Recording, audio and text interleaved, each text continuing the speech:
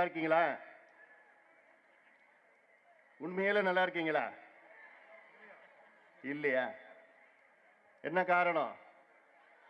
இந்த சாராய கடை. உங்க முகத்தை பார்த்தாலே தெரியுது. இவ்வளோ ஆர்வமா, அதுவும் திங்கக்கிழமை காலையில இவ்வளோ வேகமா, ஆர்வமா, எழுச்சியா, உறுதியா நீங்க வந்திருக்கிறீங்க. இந்த கடையை முடியே தீருவோம், இந்த கடையை பூட்டணும், சாராயத்தை ஒழிங்க, இப்படி இவ்வளவு ஆர்வத்தோடு வருகை தந்திருக்கின்ற தாய்மார்களும் என்னுடைய சகோதரிகளும், இது போன்ற கூட்டம் தமிழ்நாடு முழுவதும் நடந்து கொண்டிருக்கிறது. தமிழ்நாட்டில் உள்ள அத்துணை தாய்மார்களுடைய எண்ணம் இந்த கடையை மூட வேண்டும், சாராய கடையை, டாஸ்மாக் கடையை மூட வேண்டும் என்ற எண்ணம். எண்ணம் மட்டும் கிடையாது, ஏக்கமாக இருக்கிறார்கள், ஏங்கிட்டு இருக்காங்க. 44 ஆண்டு காலமாக தமிழ்நாட்டிலே சாராயம் விற்று கொண்டிருக்கின்றார்கள். 44 ஆண்டுகளுக்கு முன்பு இந்த சாராய கடையை திறந்தது யாரும் தெரியல உங்களுக்கு? யாரு? கலைஞர் கருணாநிதி அவர்கள். பிறகு இந்த 44 ஆண்டு காலமாக இந்த 2 கட்சிகளும் ஆட்சி செய்து தமிழ்நாட்டிலே இந்த மதுவை டாஸ்மாக் கடை மூலமாக விற்று கொண்டிருக்கின்றார்கள். இதற்கு காரணம் கலைஞர் அவர்களும் ஜெயலலிதா அவர்களும் தான்.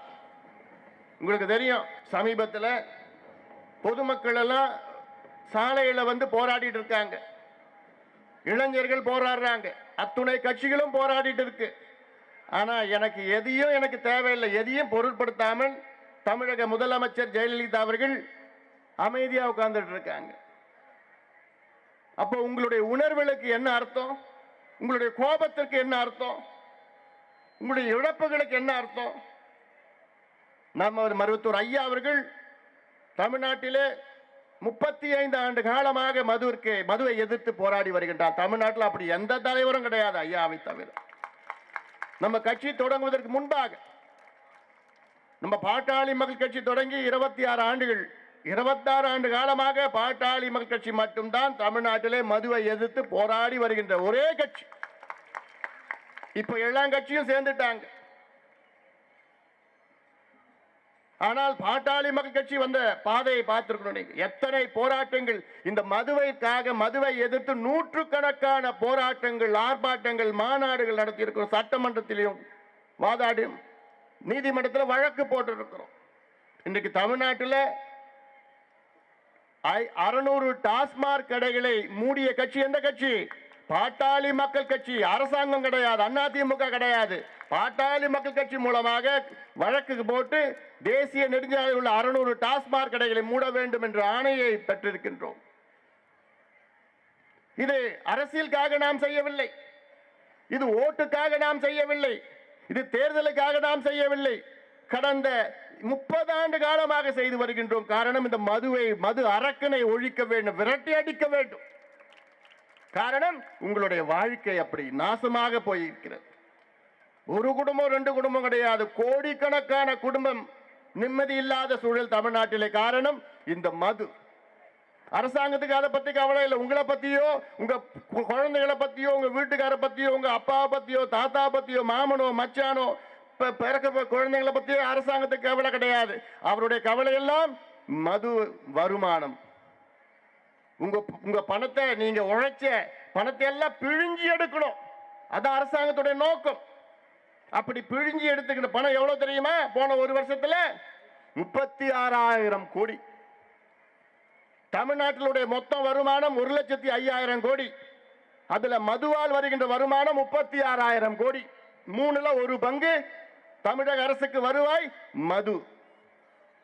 உலகத்தில் எந்த நாட்டிலேயோ அல்லது எந்த மாநிலத்திலேயோ மதுவை வைத்து பிழைப்பை நடத்துகின்ற அரசாங்கத்தை நாம் பார்த்தது கிடையாது, தமிழ்நாடு அரசாங்கத்தை தவிர. மதுவை வைத்து பிழைப்பு நடத்துகின்ற அரசாங்கம். இங்கே மது விற்கவில்லை, மதுவை திணிக்கின்றார்கள். மது திணிக்கின்ற கொள்கை இங்கே தமிழ்நாட்டில் நடந்து கொண்டிருக்கிறது. கேவலம், வெட்கக்கேடுதல். இந்தியாவில் எங்கேயாவது ஒரு 4 வயது குழந்தை குடிக்கிறானா? தமிழ்நாட்டில் நடக்குது. இந்தியாவில் 15 வயது பெண் குடித்து ரகளை, தெருவில் ரகளை படுத்துட்டு ரகளை செஞ்சுட்டு இருக்காளா? தமிழ்நாட்டில் நடக்குது. இந்தியாவில் 16 வயது பெண்கள், 4-5 பெண்கள் சேர்ந்து கூத்தா குடிச்சிட்டு இருக்காங்க. அங்கே இந்தியா நடக்குதா? தமிழ்நாட்டில் நடக்குது. இந்தியாவில் எங்கேயாவது 9வது படிக்கின்ற பிள்ளை யூனிஃபார்ம் சீருடையோட குடிச்சுக்கிட்டு அங்க ரோட்ல படுத்துட்டு போதையில படுத்துட்டு இருக்கானா இந்தியாவில்? தமிழ்நாட்டில் நடக்குது. இந்தியாவில் பள்ளிக்கூடத்தில் பெஞ்சை வித்து குடிக்கின்ற மாணவர்கள் எங்கேயாவது இருக்காங்களா? தமிழ்நாட்டில் நடக்குது. இதெல்லாம் தமிழ்நாட்டில் நடக்கின்ற சம்பவங்கள். யார் இந்த பிள்ளைகள்லாம்? நம்முடைய பிள்ளைகள், நம்முடைய பேர பிள்ளைகள், வருங்காலம், தமிழ்நாட்டுடைய வருங்காலம். எங்க இருக்கிறாங்க இன்னைக்கு? சாராய கடையில் இருக்கிறாங்க, குடிச்சுக்கிட்டு இருக்கிறாங்க, போதையில தள்ளாடிட்டு இருக்காங்க, ரகலை செஞ்சுட்டு இருக்காங்க.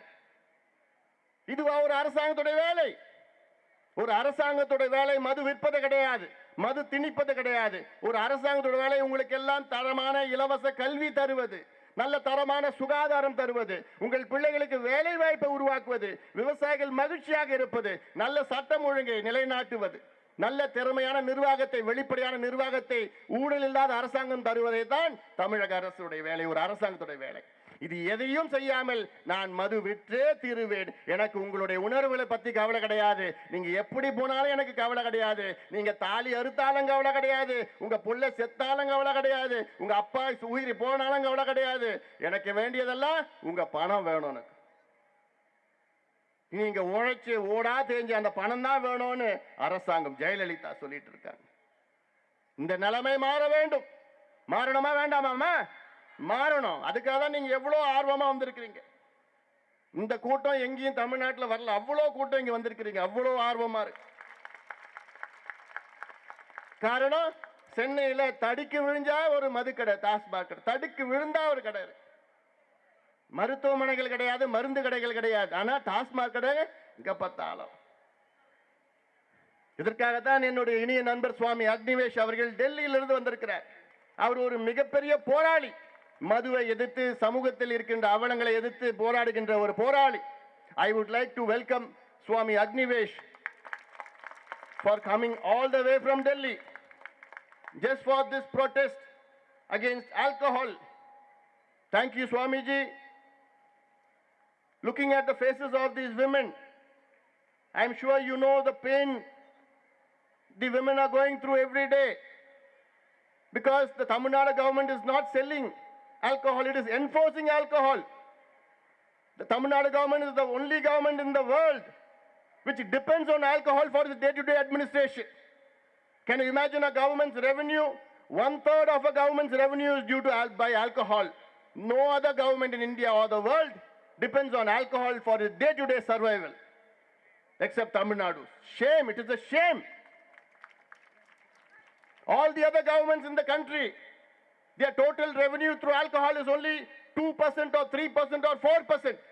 But here you have a government, 35% of the revenue is alcohol. And you have 4-year-old children, kids, babies drinking in Tamil Nadu. Shame on the government. 15-year-old girls drinking. 16-year-old girls drinking. We have 10-year-old, 12-year-old boys drinking in their uniform and lying inebriated on the streets. This has to change. This situation has to change. We know you are a social reformer, you are an activist, you are a protester. Whatever evil in the society, you are one of the first to stand against them. We are very proud of you. Swami Agnivesh has been associated with Dr. Ramadas, our founder, for the last 20 years. We remember our first meeting when Swami Agnivesh ji had come in 1996 in Maytur. We had a conference in Maytur. You came for that conference and you could speak only at morning 5 o'clock, because the entire conference went through the entire night. And there also we taken up that alcohol issue. You were there for that. And when I was a minister, I know how you could support my anti-tobacco activities and anti-alcohol activities.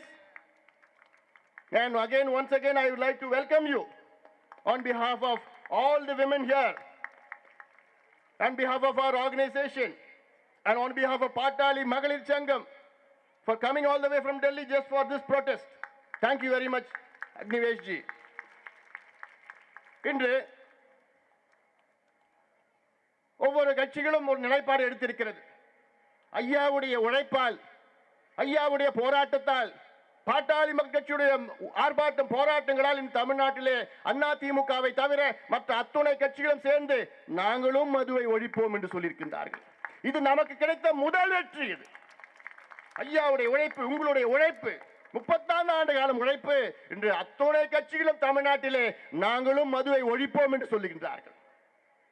இன்று கலைஞரே சொல்லுகின்றார், நாங்கள் ஆட்சிக்கு வந்தால் மது விலக்கை கொண்டு வருவோம் என்று. நினைத்து பாருங்கள், கலைஞர் தான் இங்கே மதுவை கொண்டு வந்தது. அப்படிப்பட்ட கலைஞரை மனம் திருந்தி என்று சொல்கின்றார், நாங்கள் ஆட்சிக்கு வந்தால் மதுவை ஒழிப்போம், மது விலக்கை கொண்டு வருவோம்.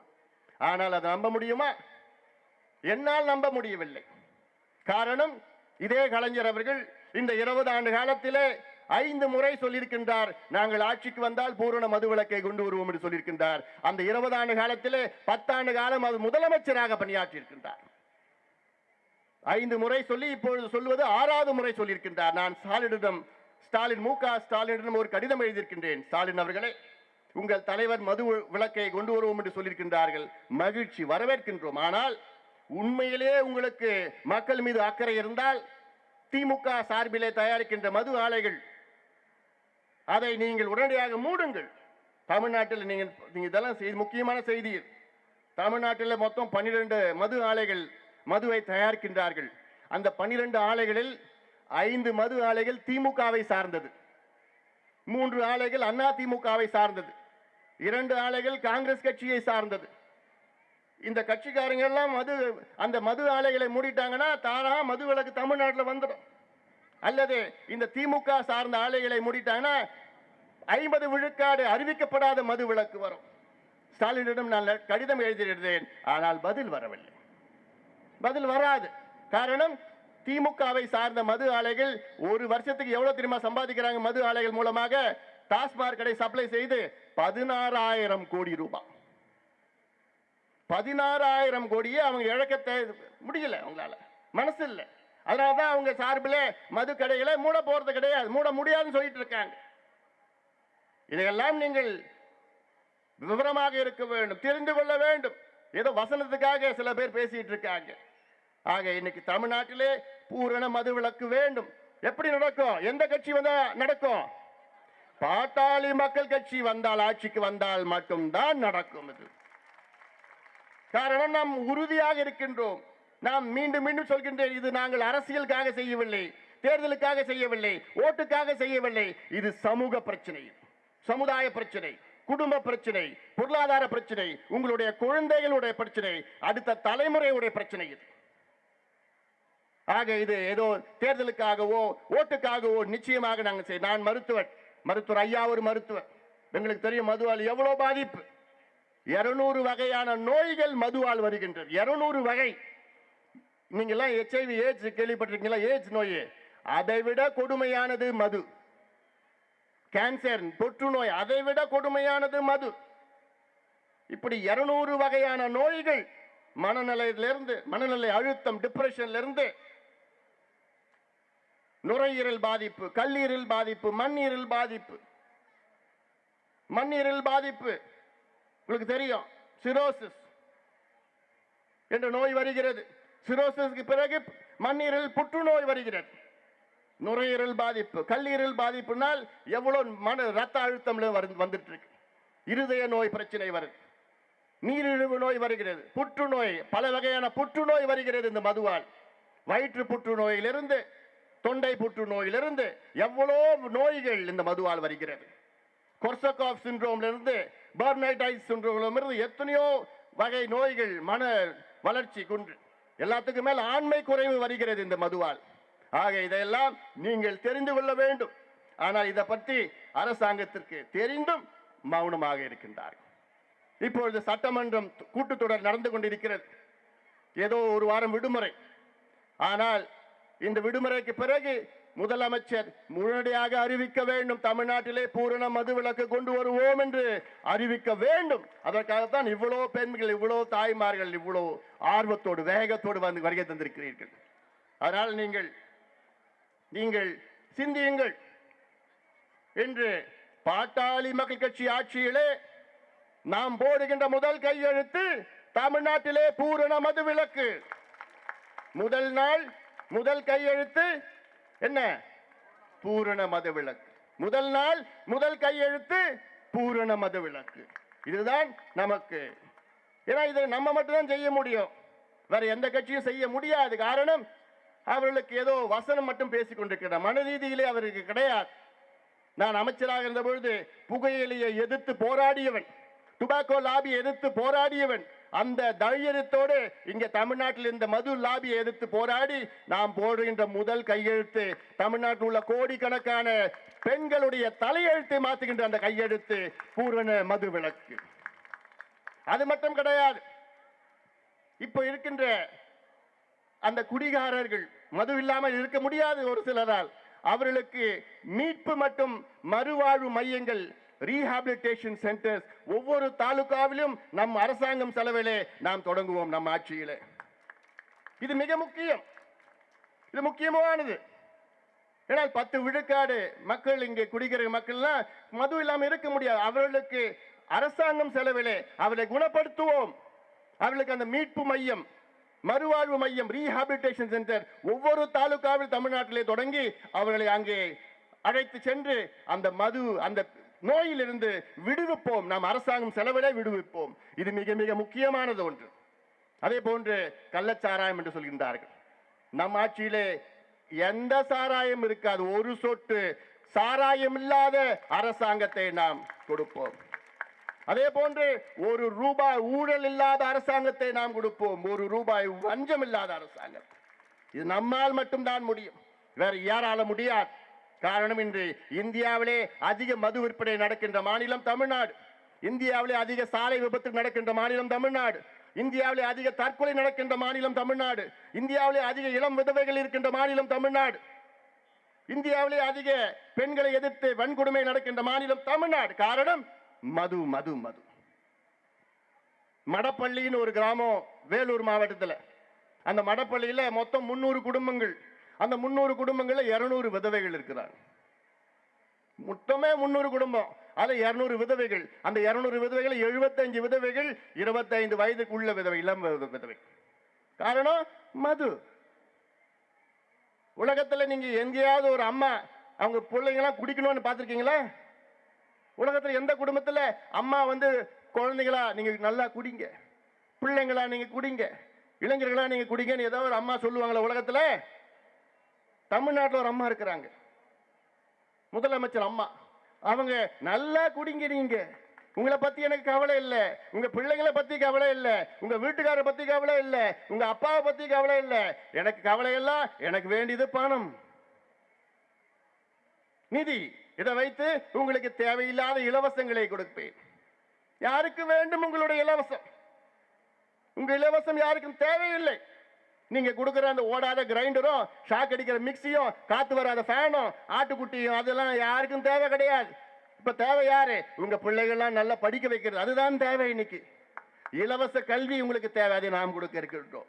நல்ல தரமான சுகாதாரம் உங்களுக்கு தேவை, அதை நாங்கள் கொடுக்க இருக்கின்றோம். உங்கள் பிள்ளைகள், படித்த பிள்ளைகள் வேலை வாய்ப்பை, அத்துணை பேருக்கும் வேலை வாய்ப்பை நாங்கள் உருவாக்குவோம். விவசாயிகள் மகிழ்ச்சியாக வைப்போம். நாங்கள் தொழில் பெருகுவோம். இப்ப நடத்துறாங்க பாரு ஒரு கண் துடைப்பு, உலக முதலீட்டாளர்கள் மாநாடா. நீங்க பார்த்திருப்பீங்க, அங்கங்க ஒரு பேனர் போஸ்டர் படிச்சிட்டு இருக்காங்க. இன்னும் 6 மாதத்துல ஆட்சி முடிய போது. இப்பதான் நடத்துறாங்களா மாநாட்டை. அதுல எவ்வளவு 100 கோடி ரூபாய் செலவு பண்றாங்களா? யார் வீட்டு பணம் அது? நம்ம வீட்டு பணம். அந்த அம்மா விளம்பரம் தேடிட்டு இருக்காங்க, பேப்பர்லயும் வெளியிலயும் அங்கேயும் பார்த்திருப்பீங்க. நீங்க எல்லாம் அந்த குடிய வேண்டாம்னு சொல்றீங்க. குடிய வேண்டாம், அந்த தண்ணி வேண்டாம், சாராயம் என்ற தண்ணி வேண்டாம், குடிக்கிற தண்ணி வேணும்னு நீங்க சென்னையில் இருக்கலாம் கேட்குறீங்க. தண்ணி வருதா? இல்லை. ஆனா நீங்க பார்த்திருப்பீங்க, அந்த பக்கம் போனா இந்த அம்மா நம்ம பணத்தை செலவு பண்ணிட்டு அது தண்ணியிலே ஒரு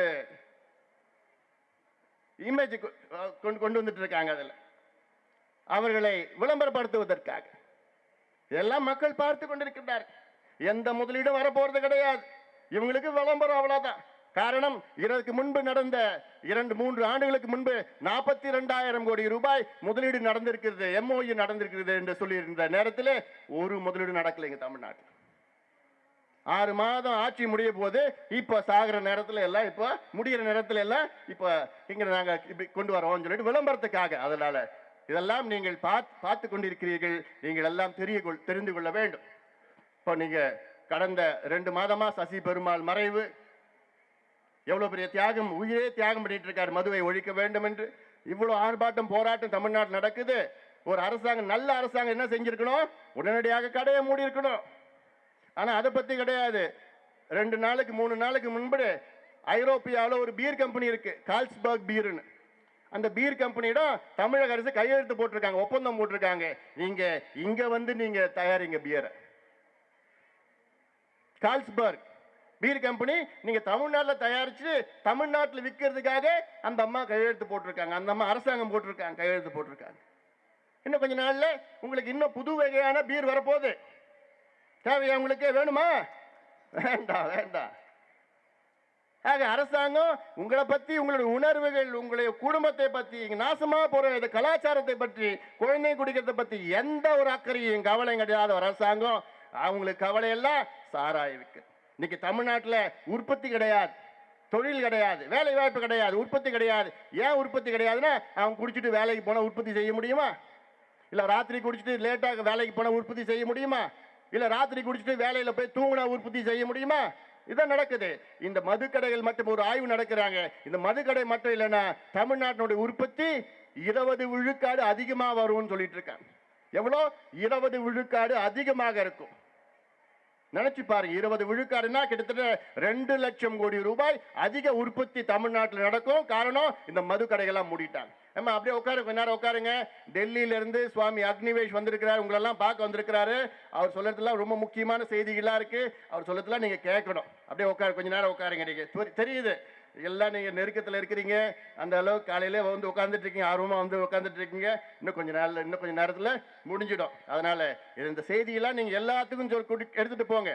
தமிழ்நாட்டில் உள்ள அத்தனை பெண்களுக்கு இந்த செய்திகள் போகணும். போயிட்டு நல்ல ஒரு மனமாற்றம் வர வேண்டும், ஆட்சி மாற்றம் வர வேண்டும், அரசியல் கலாச்சார மாற்றம் வர வேண்டும், அரசியல் மாற்றம் வர வேண்டும். நிச்சயமாக உங்கள் வாழ்க்கை மாற வேண்டும். சாராயம் இல்லாத ஆட்சி, ஊழல் இல்லாத ஆட்சி, நல்ல தரமான இலவச கல்வி, நல்ல தரமான இலவச சுகாதாரம், விவசாயிகள் இலவச இடுபொருட்கள், அத்துணை பேருக்கும், படித்த இளைஞர்கள், தமிழ்நாட்டில் அத்துணை இளைஞர்களுக்கும் வேலை வாய்ப்பு உள்ள ஆட்சி நம்மால் நிச்சயமாக பாட்டாளி மக்கள் ஆட்சியால் வரும் வரும் வரும் என்று நேரத்தில் கேட்டுக்கொண்டு இந்த மது ஒழிப்பு ஆர்ப்பாட்டத்தை மிக சிறந்த முறையிலே நடத்திய நம்முடைய AK ஆக்ஷன் கிங் மூர்த்தி அவர்கள் தலைமையில் அத்துணை பொறுப்பாளர்களுக்கும் என்னுடைய மனமார்ந்த வாழ்த்துக்கள், பாராட்டுக்கள்.